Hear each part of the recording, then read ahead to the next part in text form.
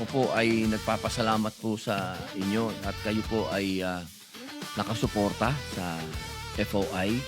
Kung walang alamang publiko sa ginagawa ng gobyerno, wala rin silang kapangyarihang sitahin ang abuso ng mga namumuno dito. Mainit ngayon sa Senado ang usapin tungkol sa Freedom of Information o FOI Bill na isinusulong ni Senador Robin Padilla. Ano ang layunin nito? Bigyan tayong mga Pilipino na karapatan na magtanong at makakuha ng tamang sagot mula sa gobyerno. Pero ang tanong, alam nyo ba kung ano ang FOI? Ano sa tingin ninyo ang kahalagahan nito? At importante bang makapasa ang layunin na ito? Alamin natin. Ate, para sa'yo, mahalaga ba na malaman mo kung saan napupunta yung budget ng gobyerno? Opo, karapatan ko po malaman kung saan pupunta po yung budget ng gobyerno. Bakit, Kasi ate? pinaghirapan po namin. Yes ma'am, para sa akin po, pabor po yun kasi para malaman natin kung saan napupunta yung... Kasi share ng taong bayan yung Pinaghihirapan pinaghihirapan po po. natin.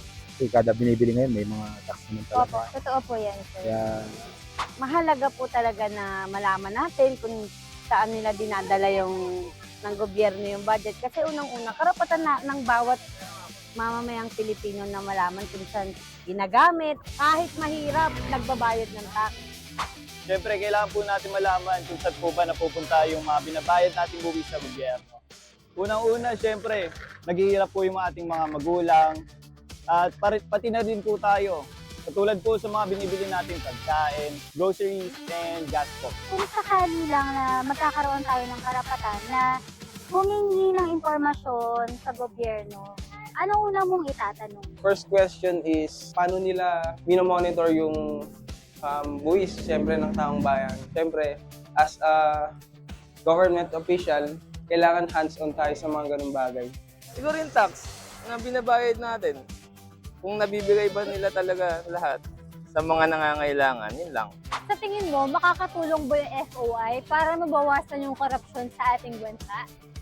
Sa tingin ko, makakatulong ito. Isa itong hakbang upang mabawasan ng korupsyon sa ating bansa. Sapagkat yung FOI, pag napasa itong bill na to, ay yun nga, pwede kang humingi ng impormasyon sa ating gobyerno.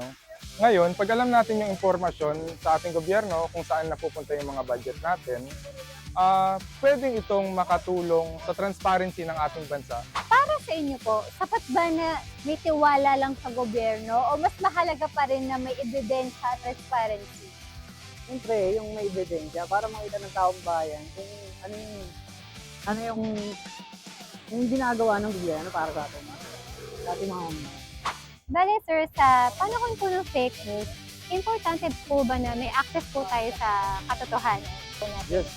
Kasi lalo na sa government natin, kailangan maging transparent at mas dumami pa yung mabigyan ng edukasyon kung ano ba yung totoong balita or information.